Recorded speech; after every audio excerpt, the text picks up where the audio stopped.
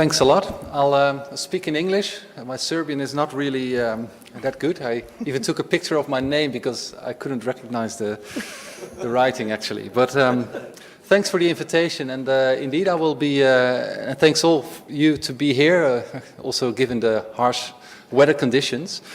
I'm here to present some ideas and some thoughts about the upskilling pathways and how these upskilling pathways contribute, but also what we need to keep in mind to make adult learning inclusive and to reach all. So I'd like to focus on some threats related to adult learning and inequalities. This to argue for the need of policies that are able to support those who need it the most, as also Professor Medic also quite well elaborated on, and the Upskilling Pathways Initiative and what policymakers should keep in mind when designing policies. It's a bit of my presentation is a bit of an overview in which I try to bring together a number of initiatives related to this topic. I built my presentation on a number of initiatives in which I'm involved. Let me see if it works. No? Is it on? Ah, that's a good one.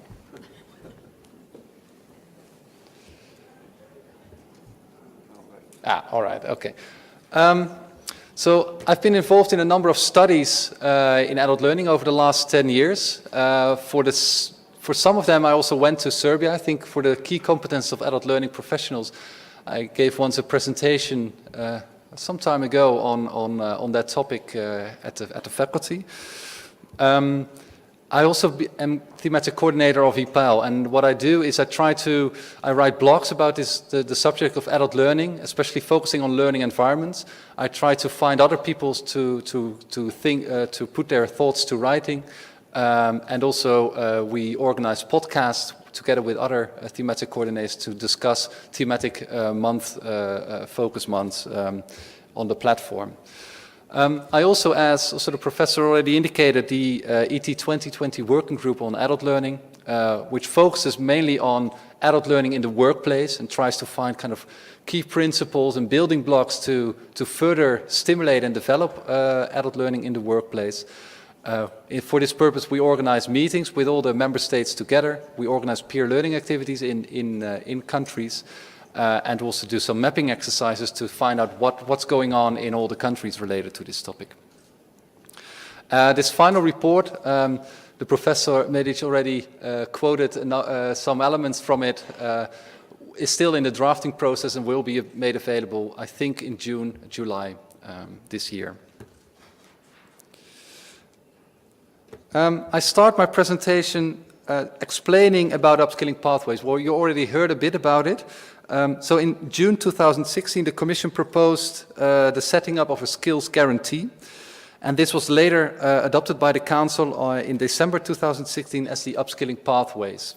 The skills guarantee title was a bit too much for most member states because, and there's an argument, I mean, is it really a guarantee? Do we really guarantee all people to have the skills? And secondly, it's not only about skills, it's also, it's about skills in the broad sense, so not only skills for work, but also basic skills. It aims to help adults acquire a minimum level of literacy, numeracy, and digital skills, or acquire a broader set of skills by progressing towards an upper secondary qualification equivalent to level 3 and 4. And the member states are asked to develop plans in relation to the upskilling pathways. It consists of 3 steps, as already said: the skills assessment, the learning, providing a learning offer, and establish validation and recognition procedures. Also, the delivery of the initiative will be based on effective outreach, guidance, and support measures. So the upskilling, and also what is important to mention is that the Upskilling Pathways Initiative is a key building block of the European Pillar of Social Rights, which promotes equal rights to quality and inclusive education, training, and lifelong learning. Hence, the upskilling pathways should support creating a more inclusive and equal society. But can we really expect adult learning to play that role? In all countries, adult learning is captured in more than one policy, and that often transcends educational sectors. I put in this graph, this schematic overview of what are kind of differences or different domains of adult learning. It doesn't matter if it's a real picture. It's only kind of for theoretical contemplation. But one element in this graph is actually a distinction between who is actually learning. And here we see a difference between those who need it the most and those who can find learning opportunities themselves. I color those red. And here we have a difficulty because actually those who need it the most are not the ones that go knocking on doors of adult learning providers. So they don't come naturally to institutions to ask for learning. So here we have a problem. We are designing policies, we're designing upskilling pathways, but are we actually having those people already in the system which we propose? And even the problem is even worse. You can even argue that adult learning is not only the solution to solving inequalities, but adult learning also contributes to inequalities.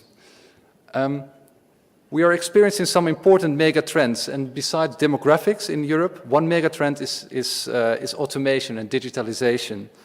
And based on OECD analysis, the share of jobs that is potentially at risk of automation is 15%.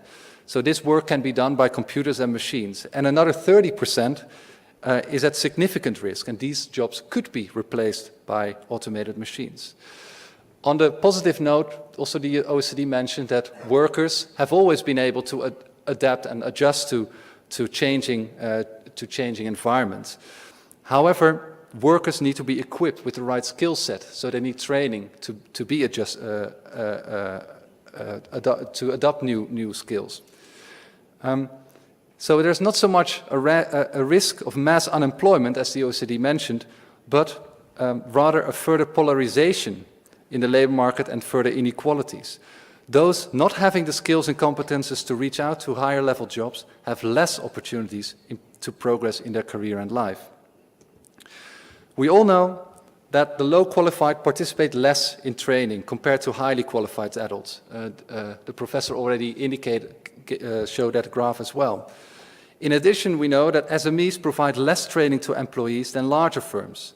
So given this, for low qualified training possibilities tend to widen the polarization instead of solving them. And this is also due to the role played by employers. Investment in already trained people is more cost effective compared to training those more challenging to train. Hence, in order to keep the workforce adaptable, we need to stimulate adult learning, especially in the workplace.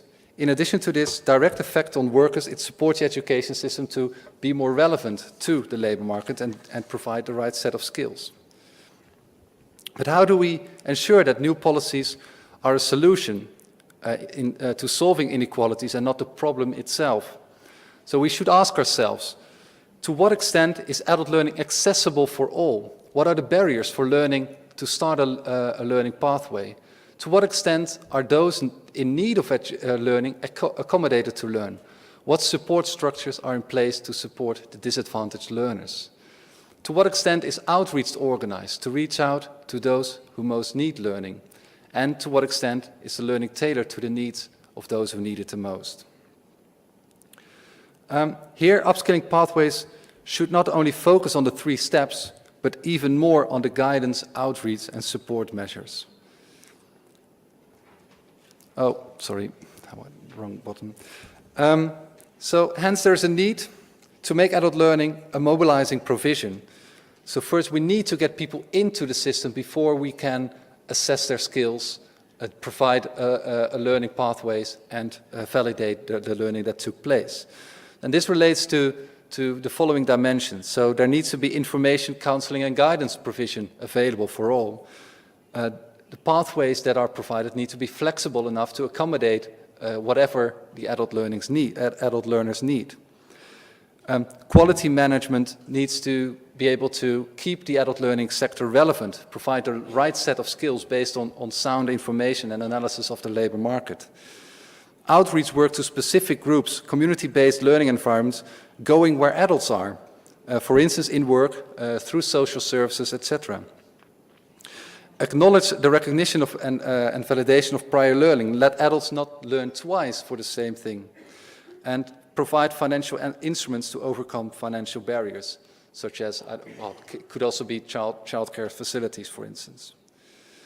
In relation to this, I would like to mention two examples of initiatives I've been encountered with in the last few months. These are only two examples. I wouldn't say they're best practices or anything, but just to show what challenges these projects found. The first one is on guidance, and it's the GOAL project, Guidance and Orientation for Adult Learners, which focuses specifically on those low-skilled. What the project tried to kind of bring was a guidance model which could be provided to adult learners with with low skills and get them back to either work or in a learning pathway. The project showed one important result, that it's extremely challenging to establish sustainable networks and partnerships between different silos. So to make, and I think already in the morning session we already heard a bit about that, how to work together with the adult learning sector, the public employment sector, the public employment services, the ministry, employers. These are important. It's very challenging to establish sustainable networks, and that the networking worked best in existing networks than in newly created networks. Another project is it's more a research project. It's the Enliven project, encouraging lifelong learning for an inclusive and vibrant Europe. This is an ongoing project, and I think that a lot of valuable insights could come from this project. Their first delivery was a desk research, a literature review, and what I take from that report is that they found that there are systems for basic skills and second chance education, but often these do not directly reach those who need it the most. So there are barriers which prevent them to work with them. Another finding was that the public employment services might reach them, but have too little strength in a way to put them on a learning trajectory. So they provide short courses or short interventions to get them back to work, and then they might get in work, but they remain in a precarious situation and don't continuously update their skills. The report also lists that, indicates that the workplace could serve as a potential outreach strategy to provide a long-term approach to skills development. And this is also the focus of the adult learning working group, which I also participate in. But what do we mean by adult learning in the workplace, and where does it take place? So in this group we took adult learning in the workplace, work-based learning, learning at the workplace as kind of broad concepts. So it's not only specifically oriented to vocational skills or professional skills. It only says that these skills, or what's taking place in the learning process, or what is learned, has some kind of relationship with the workplace. And it solves a skills gap in the workplace. So it can refer to adult learning for the workplace, so in preparation of the workplace, and it can refer to adult learning in the workplace. So adult learning that takes place while working, either in a formal setting, a non-formal setting, and even an informal setting through communication and discussions with your colleagues. Adult learning in the workplace, as we found out, is not strictly linked to one particular policy field, but is understood as learning that can take place in different contexts and can be supported by different policy frameworks, which are often silos in countries. So the public employment services do something. There might be in specific economic sectors some programs developed by the employers themselves. There might be specific programs, governmental programs focusing on basic skills, but all these policies don't necessarily communicate well together. And one element which is similar to all these policies is that, and which is key to a successful policy in this area, is the involvement of employers. The employers are kind of key in developing adult learning in the workplace because they need to provide access to the workplace for learning, but they also need to see the value of learning that takes place. And based on our work in the working group, but also in the studies from the OECD, for instance, we came up with a number of building blocks. And this is still in the drafting process, and I took out only a few of them to show some where we're heading at with this report. The first one is to engage or encourage companies to establish a learning culture within the companies. The skills learning policy should not provide a one-off training, but stimulate the organizations and persons involved to make a change of mindset towards establishing a sustainable learning culture in which learning in the workplace is happening at a regular or continuing basis. So it should be ingrained in whatever economic activities companies do. It should not be something separate from their core business. This is quite a high ambition we're setting. I mean, this is quite difficult to achieve, but it should be something like a point on the horizon to go to. The second thing is to enable that adult learning in the workplace puts learners on a learning pathway which continues throughout their lives, throughout their working lives. So training should not be a one-off intervention, but it should have a lasting effect and a behavioral change. The learning should lead naturally to further participation and learning afterwards. So this could mean that learning should be positioned within kind of stepwise systems, which could eventually also lead maybe to a qualification. Also ensure that the policy for adult learning in the workplace is responsive to employers' sectoral and regional needs. So it needs to be based on sound analysis, skills forecasts, or other types of knowing what employers might require. This is not necessarily only concerning professional or vocational skills. What we hear as well in many studies is that also employers ask more for transversal skills. They say, as long as people know work ethos, can work together, are ready to learn, we can teach them some basic tools. We give them some basic tools to conduct their work. And also ensure that the workplace is tailored to the learning needs of the employers, both in terms of content and delivery. But that goes without saying in an adult learning conference, I suppose. So key in all of this is the involvement of the employers. And we had a number of steps identified which you can use to stimulate kind of the involvement of employers. The first step is to be able to show results, or in order to start, to have a feasible storyline how the approach leads to results. Plan in advance how the approach is of benefit of the stakeholders. So employers might be willing to participate if you can argue that it's in their own interest, in their own benefit, to invest in skills development. The second step is to speak the language of the main stakeholders and apply a targeted marketing and communication strategy.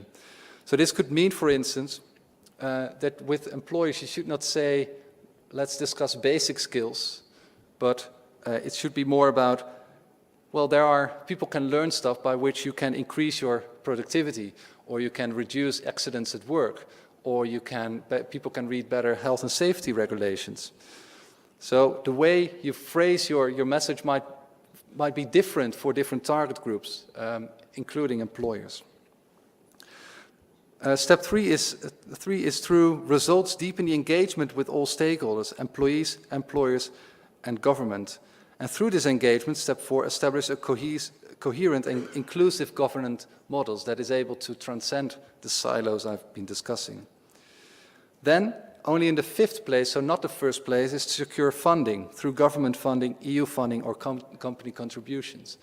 We learned from many countries that the problem is not funding. Employers are willing to pay if they can see the benefit. So the funding is only, you shouldn't start with funding as a kind of go to employers, hey, we set up a skills levy, for instance, but first convince them that's in their own interest, and they might be more willing to pay as well a contribution. Step 6 is to monitor impact and show results so that you can repeat the same story again. I have two examples to show, only two, of which can also be found in the report. There are many more, but these two I found quite interesting, two very different approaches to engaging employers. The Iris Skills Net is an initiative. It's a private company, actually. It aims at promoting workplace learning, enhancing productivity and innovation, and stimulates companies to get a strategic stance towards learning and upskilling. And the key element of this approach is that it facilitates the establishment of regional and sectoral networks of companies that identify training needs and organize training for the companies in their own network. The companies co-fund the training, usually at a rate of 50%. And the basic idea is that the initiative is employer-led and owned, and that companies take control of their own learning. And the company's needs are usually based on the demands and requirements of employees in addition to the requirements of the businesses. And it's also important to know that the government funding which has been put into it is actually from an employer's levy. So the employers pay for it completely themselves. In 2016, there were 63 SkillsNet networks covering different parts of the country, but also very different sectors. And 14,000 firms were involved and more than 50,000 people were trained. Another example is from my own country, from the Netherlands. It's an approach to stimulate employees to take responsibility in combating low literacy in the workplace by making agreements between the government and employers to take action. And what it's actually this initiative is actually is designed as a marketing strategy. So it's really about the government going to employers and saying, we have arguments, we have evidence that this is in your own interest. So what they did is they made argumentation cards, and I have one here below. So why would you invest in skills? Well, it's better for your productivity, it's better for the well-being of your employees, etc., etc. There have a number of, I think more than 60 or 70 language agreements being reached with sectors in the country and also with individual employers. It's only started like 1.5 years ago, and results are quite promising at this point. So to conclude, I started with upskilling pathways and I ended with work-based learning. As far as I can see is that there is a need for an integrated approach in the upskilling pathways initiatives and also for the policies that are designed at national level. And also a holistic approach. So it's not only about those 3 steps, whether you have provision for each step separately, but what are the connections between those 3 steps? And even more, how are these 3 steps supported by the outreach and guidance and support measures in place? And I think the focus might be too much on the 3 steps. Do we have that in place? But I think we first need to focus on outreach. We first need to get people in. And on that part, I think the role of the workplace is a very important one, because we need to go where people are. And people are in work. And also there are, even in the countries like Norway or the Netherlands, there are 15% of the workforce has difficulties with literacy and numeracy. So there's a big group of people that do function in work but still lack the basic skills we want them to acquire.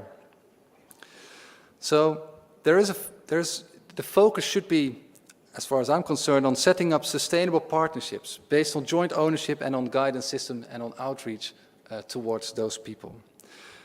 And for that, I welcome that this is an EPALE meeting, EPALE conference, and I think we all know EPALE, but it might be good to highlight some of it as well. I think the EPALE network and platform provides a huge resource base to build further on, especially in March, which is in a few days, the theme month of adult learning and inequality starts.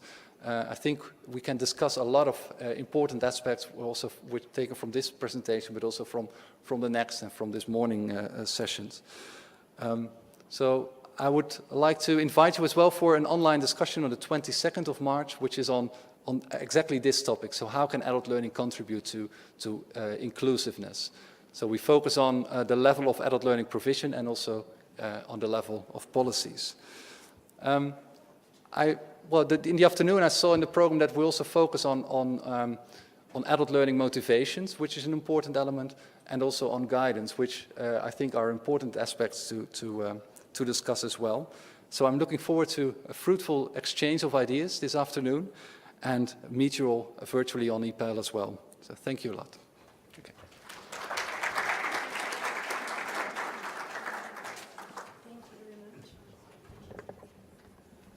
Puno hvala Simonu. Bilo je zanimljivo čuti da recimo Norveška i Holandija imaju slične probleme kao mi. Ovo je također bilo jedno detaljno i sveobuhvatno predavanje i velika nam je čast što smo imali prilike da ugostimo gospodina Bruka, zato što je njegova ekspertiza izuzetno tražena na nivou cele Evrope.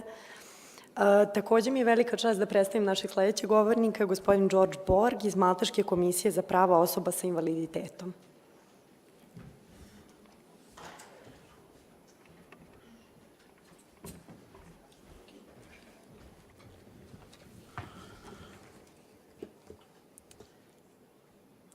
Good afternoon. I would like to thank the Foundation for inviting the Commission for Rights of Persons with Disability to attend this meeting.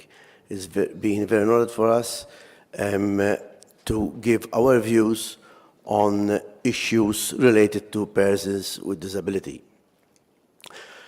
I would like to cover some aspects. Obviously, half an hour is not that much to cover all these aspects, but to give you an overview what is taking place in Malta when it comes to persons with disability. Just to give you an idea, the Commission was set up 30 years ago. Exactly in November, last November, it had the 30th anniversary, and it was set up as a National Commission for Persons with Disability. In year 2000, the first act at the Parliament on the initial of the new millennium was the Equal Opportunities Act that gave rights to people with disability. And in 2016, after the convention was signed in November 2012, there was a change in the setup of the Commission. Why? Because it is more, as it is written there, it's more on rights than on services. Before, the Commission used to give a lot of services for persons and parents and families which were not in existence, which were not available at the time. The most important thing in the legislation 2016 was that it included the rights bills, the rights of education, the rights for employment, the rights for housing, accessibility. And the law empowers CRPD, that is the Commission for Persons with Disability, to investigate any alleged breach of rights arising from discrimination on the basis of one's disability and the enforcement of such rights. So if we really want to talk about equal opportunities for all,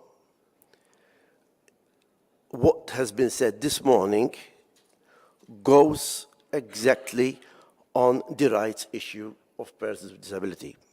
Simon was highlighting a few minutes ago on several issues which are very important and which makes people with persons with disability access to education, access to employment. But as you know, it is not an easy matter. It is not an easy task. It is already difficult for, as we say, the able body. I don't know who's able, because even myself, I have to use my glasses to function, to see what is written. But it is very important that the Commission, which at the moment I am the advisor of, is supporting parents. It is committed to ensure that persons with disability reach their full potential. How can you reach your full potential if you don't have access to education? How can you reach your full potential if you don't have access for work? I will discuss this later on. And without education, without work, without accessibility in society, you cannot have a better quality of life, to have a high quality of life. And we work constantly on discrimination.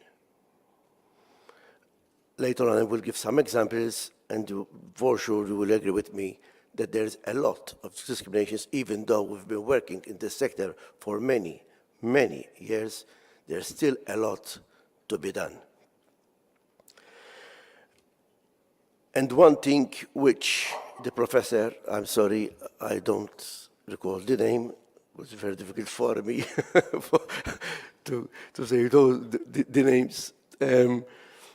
She was hinting all the time on education and support.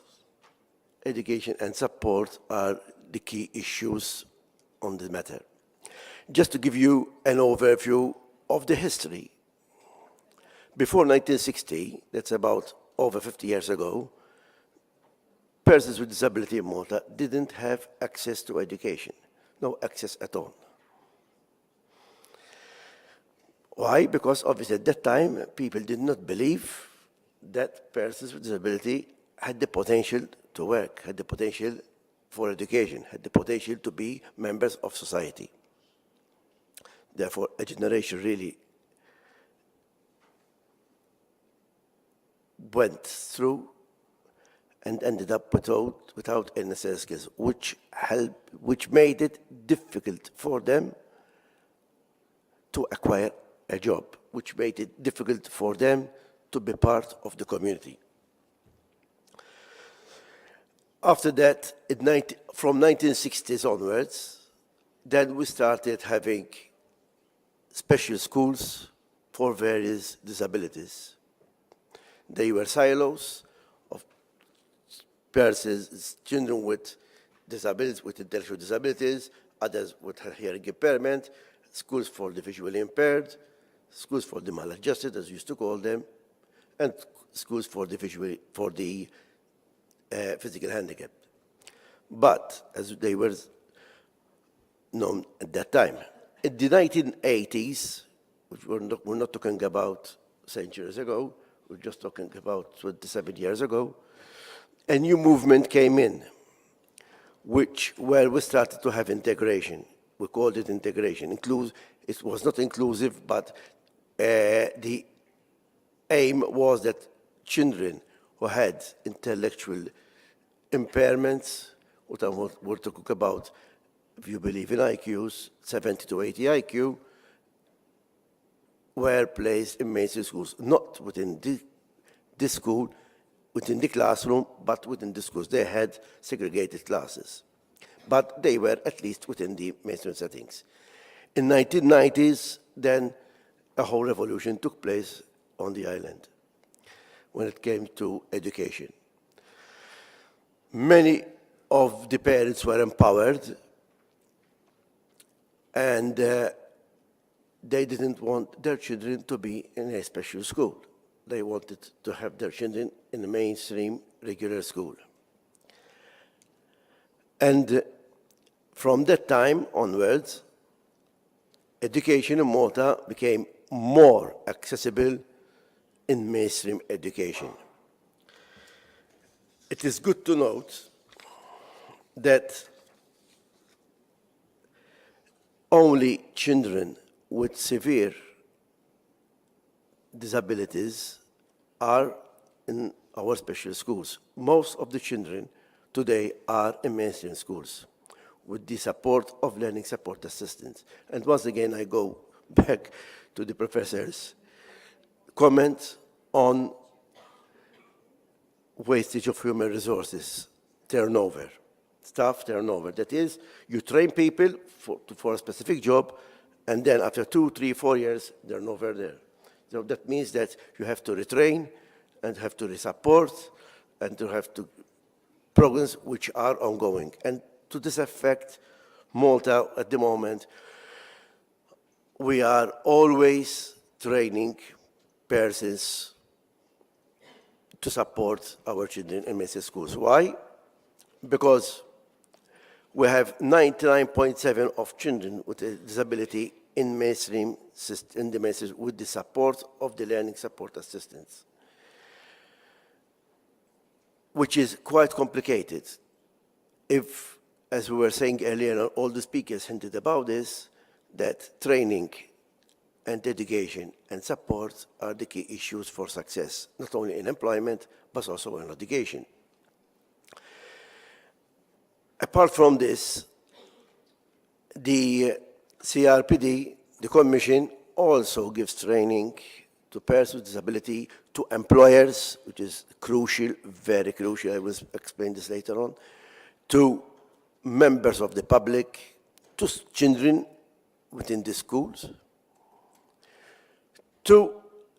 not to inform them, but to make them, empower them, to understand the issue of a disability, which should not impair a person from learning, which should not impair a person from being equal in society. A breakthrough has been done also at university level, where we have more persons with disability entering university. I don't know in your country, to be honest with you, but in Malta, for example, children with autism, especially those with Asperger's, have a very good command of English and not Maltese. I can't understand why, to tell you the truth. I've never been into this, but they've got a very good command of English, and they find it very difficult, believe it or not, to speak in Maltese. So that was a problem at university, which we managed to surpass, that they didn't have the qualification in Maltese to enter university, because in Malta we are bilingual, we are Maltese, and we have both languages, Maltese and English. And you have to have qualification in both languages to enter university. So these persons didn't have this qualification in Maltese. But finally, we made this breakthrough, and we managed to surpass that. So they are also within the university program. And apart from that, there's also the accessibility unit and the support unit, where there are examination arrangements for children with various difficulties and disabilities. We don't have the time to go into that, but if you go to the University of Malta, you can access that. It's very convenient to find. Now we're talking about the rights for persons with disability. And as I was saying earlier on, the PERS Equal Opportunities Act, which was enacted in the year 2000, was reviewed in 2016. That means that now, instead of having a president or a chairman of the commission, we have a commissioner, to whom I am the advisor on education. Because my background was in disability, and I was also, before I retired from education, I was the Director General for Education in Malta. And the law states so that to have a widespread of rights, talking about education, health, housing, accessibility, goods and services, and employment. We don't have much time to go into each and every one, but this gives the rights of persons with disability or their families to open a complaint with the Commission about any type of discrimination. Okay? For example, at the moment, when it comes to education, we are working on it with the unions of teachers, which is obviously because they have the rights for their employees, is that when you have children with severe disability within the mainstream schools and his learning support assistant doesn't come to school because he's sick or whatever, or he is sick, then the children, if there is no support within the school, then the children are told to go back home. So this is a problem. So when it comes to this, the Commission starts working with the education authorities to ensure that that person, that child, that learner has the right to education. It's not an easy task, but we're getting there slowly by slowly. Even when it comes to accessibility, we have a unit where every building which is being built, new buildings, all plans have to be approved by the Commission. So this is very important. Even when it comes to the workplace, okay, and health. So it has to be accessible to all. The UN Convention, as I told you earlier on, it was in 2010-12, Malta rectified it, and it's not just a matter of rectifying it, to make it really work and to make sure that all the 50 articles within the UN Convention are adhered to and respected, that is going to be entrenched in law. And this is very important because it widens the equal opportunities for all. If we really want to have equal opportunities for all, one of the most important things that you need to have in place is legislation and the implementation of legislation. What are the fears? And this is one of the problems we can face. Simon was talking about it earlier on, that one of the fears could be reduced through knowledge, training, and so societal change of attitudes. Why? Because many employers, many parents lack knowledge of the conditions. Many teachers lack knowledge of what the students' needs are. They don't understand that the needs are there, but they can be very easily met. But due to lack of knowledge and due to lack of training and due to lack of, and because of the attitudes in society, this is very difficult to reach. I'll give you an example. I was very much involved a long time ago when we started employment, open employment for students with intellectual disability in the place of work. Employers thought that they will be having a problem with employing young adults with disability. They thought that their productivity is going to go down. They thought that these youngsters were going to disrupt the other co-workers. On the other hand, the parents themselves were worried that these youngsters, their children, were going to be made fools. They would be not supported by their co-workers. I'm not saying that it is a bed of roses. I'm not saying that it is 100% proof, but the vast, vast majority welcomed them at the place of work during the training sessions. So really, it was a myth. Lack of knowledge, disruption of service, lack of support, fear of the unknown. They were afraid of what's going to happen. They were afraid what could be done to their children. In fact, most of them, I must say 90% of the cases, were very, very successful in open employment. But the key to that is training and education and attitudes. because social attitudes are very important. I give you another example. When I started first this program with young adults with intellectual disability, one of the things which is very important is they have social skills.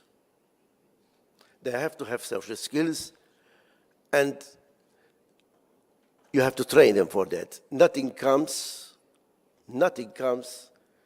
automatically. These young adults, they have to be trained in all areas of life. I'll give you one particular example, and I move on. Once we went to this cafeteria in Malta, an open area, because we're lucky to have not this weather, but much warmer weather. And we're lucky to be, most of our cafeterias have open air areas, so most people stay outside. And we went to this particular highly influential place, very nice, a lot of tourists visit outside. And these youngsters I had with me, they said, "Can we stay here?" I said, "Of course, let's stay here." The waiter came rushing at them. I left them alone on purpose to see what's going to happen. And he told them, "Excuse me, there is a nice table inside. Could you please take the table inside and not this table?" Then I went in and I said, "What's the problem?"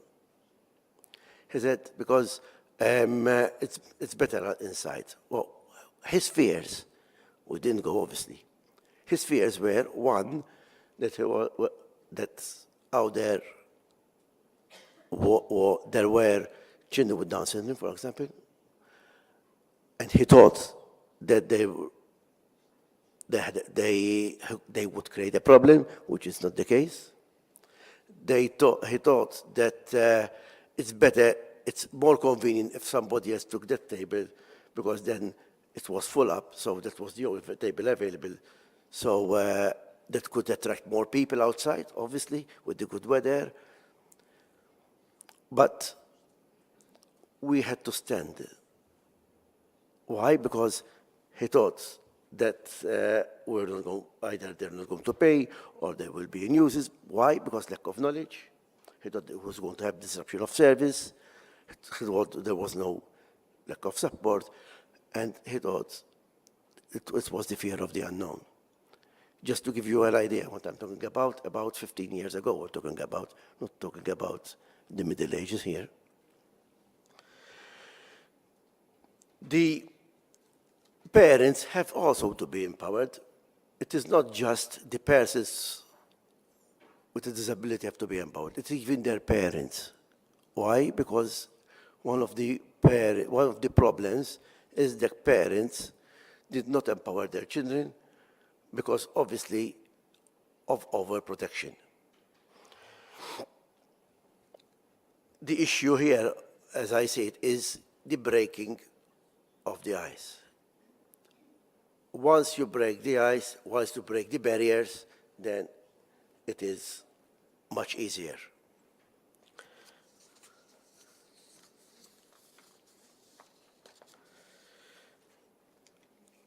What needs to be done? Obviously, there's an issue of changing culture here. Okay? Society tends to look at persons with a disability in a charitable way. We're making you an exception for having this person in schools, for having this person in colleges, for having them at the place of work. It's changing. In Malta, there has been a big change drastically, but still, there's a lot to be done. A lot to be done. Because it's a culture change, and it's a change of attitudes. It's a change the way you look at people. As I've said already, parents need to stop overprotecting their children, and obviously the enforcement of the legislation. And here, I would like to give you an example of the Maltese context. In 1969, not today, there was a law which was passed by the Parliament entitled Persons with Disability Employment Act, where it made it clear to all employers, any employer who employed over 20 persons within his company had to have 2% of its workforce of people registered as disabled persons.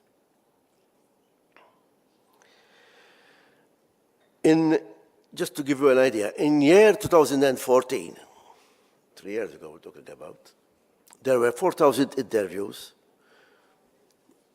being held for persons with disabilities, and only 27 were employed. In 2015,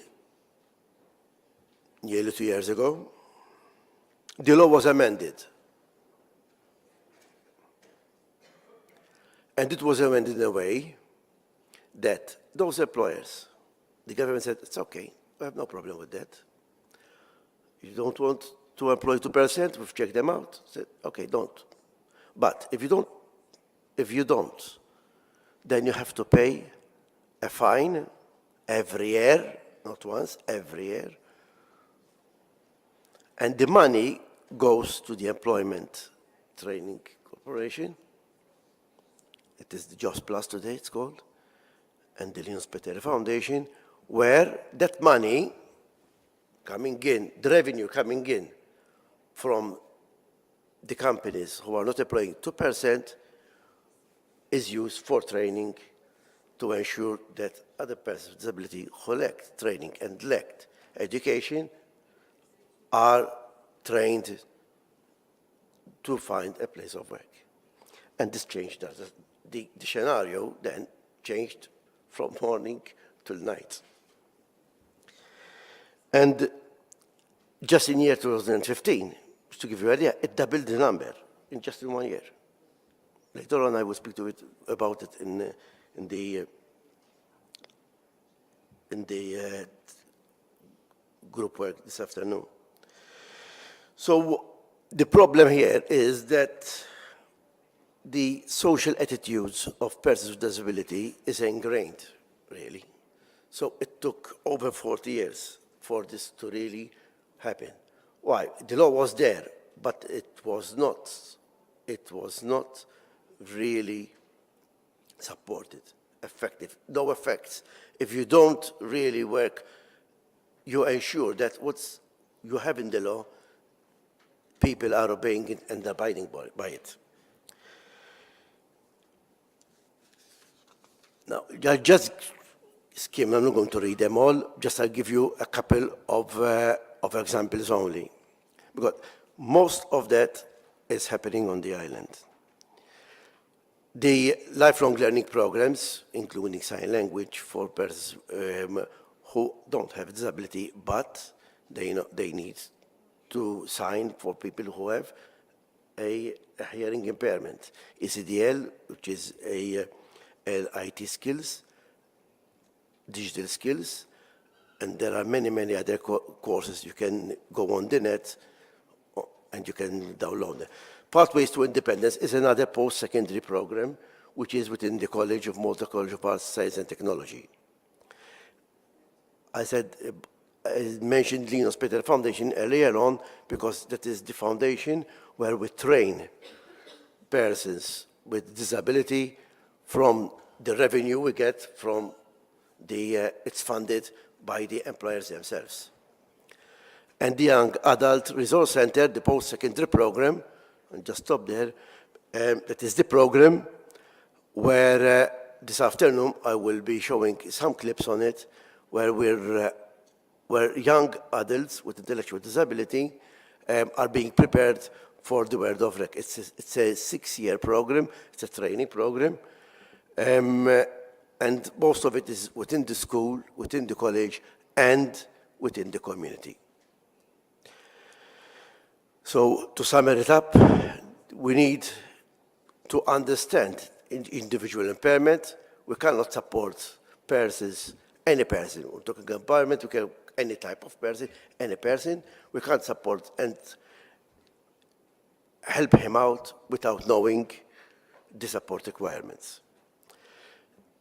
The most important, I find it very, very important, this one, is the need of flexible approaches in preparation delivery of units, especially in schools, especially at university, training of teachers, and in employment situations. Need to support parents to empower their children. We don't expect parents not to be overprotective. We don't support them and we help them out. We need to enforce, as I said earlier on, legislation rather than just pass legislation. You can have a law, but if you don't enforce it, it's better to have nothing than leave it there, as we did in Malta. And we need, it is very important, to teach more accessible techniques to student teachers, because the university has to play its part also. Finally, persons with disability do not want to be helped, but to be listened. Thank you.